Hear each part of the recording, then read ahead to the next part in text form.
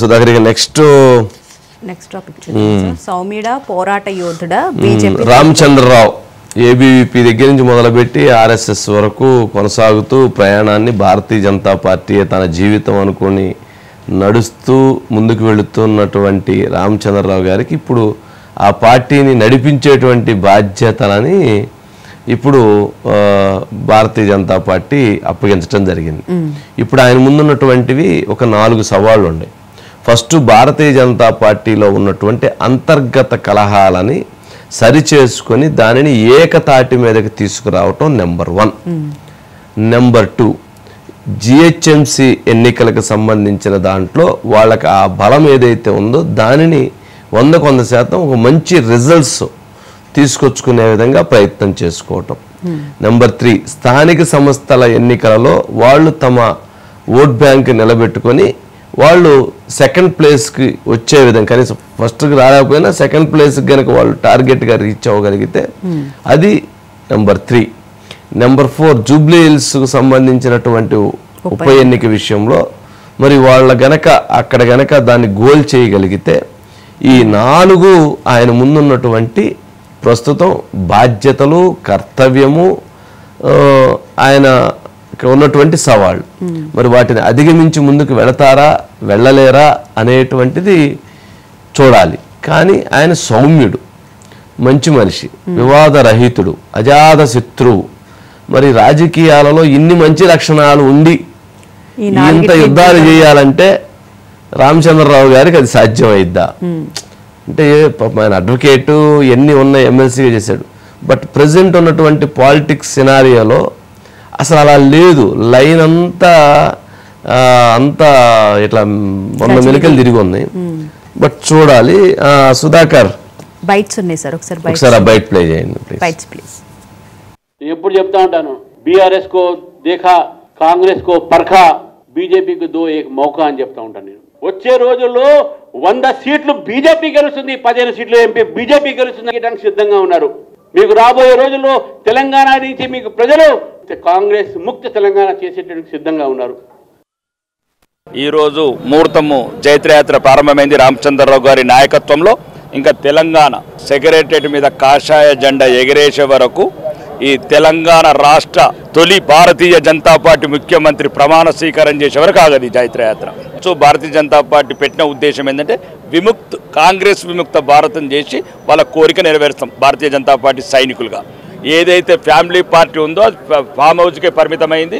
ఇంకా పెద్ద ఆయన లేవడు, లేస్తే యశోద, లేకపోతే ఫామ్ హౌస్. ఇంకా ఉన్నది నికాసైన నాయకత్వం, ప్రజల తరఫున ప్రతిపక్షంగా కొట్లాడేది భారతీయ జనతా పార్టీ. కాబట్టి భారతీయ జనతా పార్టీ అధికారంలోకి ఈయన మామూలుగా లేడు. జైత్రయాత్ర మొదలైంది, 100 స్థానాలు గెలుస్తాము,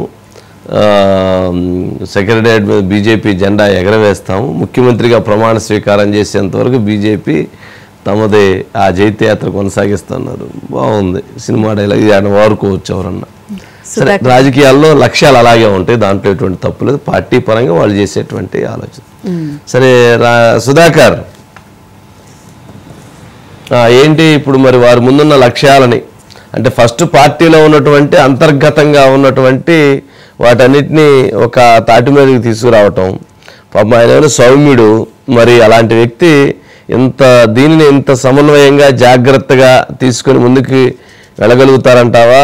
ప్రజల్లో ఎట్లాంటి అభిప్రాయాలు ఉన్నాయి? బీజేపీ పార్టీలో ఉన్నటువంటి అంశాలు ఏంటి? గతంలో భారతీయ జనతా పార్టీ పైన క్షేత్రస్థాయిలో ఒక చర్చ ఉండేది సార్. సరుకు తక్కువ, సవాళ్ళు ఎక్కువ అనేది ఒకటి ఉండేది. కానీ ప్రస్తుత పరిస్థితుల్లో సరుకు ఎక్కువే, సవాళ్ళు ఎక్కువే భారతీయ జనతా పార్టీలో. ఇప్పుడు మీరు అన్నట్టు రామచంద్రరావు ముందున్న మొదటి లక్ష్యం ఏంటంటే పార్టీలో ఉన్న నాయకులందరినీ ఏకతాటిపైకి తీసుకురావాలి. ఇందులో ఆర్ఎస్ఎస్కు సంబంధించిన నాయకత్వం ఒకటి ఉంటుంది, ఇతర పార్టీల నుంచి వలస వచ్చిన నాయకులతో మరొకటి ఉంటుంది. 2 వర్గాలుగా విభజించబడి ఉంది ప్రస్తుతం భారతీయ జనతా పార్టీ.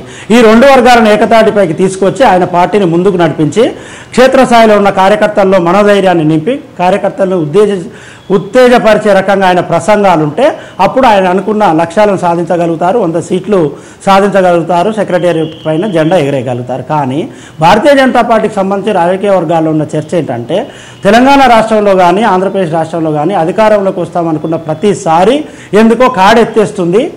సమర్థవంతమైన నాయకులను కాదని పూర్తిగా పట్టులేని లేకుంటే కార్యకర్తలను ఉత్తేజపరచలేని నాయకులకు అధికార పగ్గాలు ఇస్తుందని ఒక చర్చ ఉంది. గతంలో కాకినాడ తీర్మానం ఒక ఓటు 2 రాష్ట్రాలను ఒక తీర్మానం చేశారు. 5 కేంద్ర మంత్రులు ఉన్నారు సార్ ఆ రోజు. వెంకయ్య నాయుడు, అదేవిధంగా విద్యాసాగర్ రావు, రామారావు, కృష్ణంరాజు ఇలాంటి వారు 5 కేంద్ర మంత్రులు ఉన్నప్పుడు ఉమ్మడి ఆంధ్రప్రదేశ్లో భారతీయ జనతా పార్టీకి మంచి ఊపు వచ్చింది. ఊపు వచ్చిన దశలో మళ్ళీ అప్పుడు పొత్తుల పేరుతో బయటికి వెళ్ళింది. పొత్తు కారణంగా ఆ పార్టీ క్షేత్రస్థాయిలో చతికిలబడిపోయింది. మళ్ళీ మొన్నటి ఎన్నికల్లో మనం చూసాం సార్, కిషన్ రెడ్డి ఒక్కసారిగా బండి సంజయ్ని తప్పించి కిషన్ రెడ్డి రావడం. బండి సంజయ్ ఉన్నప్పుడు దుబ్బాక ఉప ఎన్నికల్లో గెలిచింది, హుజరాబాద్ ఉప ఎన్నికల్లో గెలిచింది. గ్రేటర్ హైదరాబాద్ మున్సిపల్ కార్పొరేషన్ ఎన్నికల్లో 42 కార్పొరేటర్లను గెలిచి మంచి ఊపు మీద పరిస్థితుల్లో భారతీయ జనతా పార్టీ తనకు తానుగా ఆత్మహత్య సదృశ్యంగా వెనకబడిపోయింది. మళ్ళీ ఇప్పుడు కూడా ఆ చర్చ వస్తుంది. కానీ రామచంద్రరావు అధ్యక్షునిగా బాధ్యతలు తీసుకున్న తర్వాత ఆయన మాట్లాడుతున్న మాటలు ఎందుకో ఆయనలో ఆత్మవిశ్వాసం ఎక్కువగా అనిపిస్తుంది. ఆ ఆత్మవిశ్వాసాన్ని కార్యకర్తల్లో నింపి ఆయన భారతీయ జనతా పార్టీకి మంచి ఊపు తీసుకురావాలని కార్యకర్తలు, నాయకులు అయితే కోరుకుంటున్నారు. చూడాలి సార్ ఏం జరుగుతుంది అనేది. Okay, right. అంటే యాక్చువల్గా ప్రజలు తెలంగాణ రాష్ట్రాన్ని సాధించిన కేసీఆర్ గారికి 2 సార్లు వేశారు.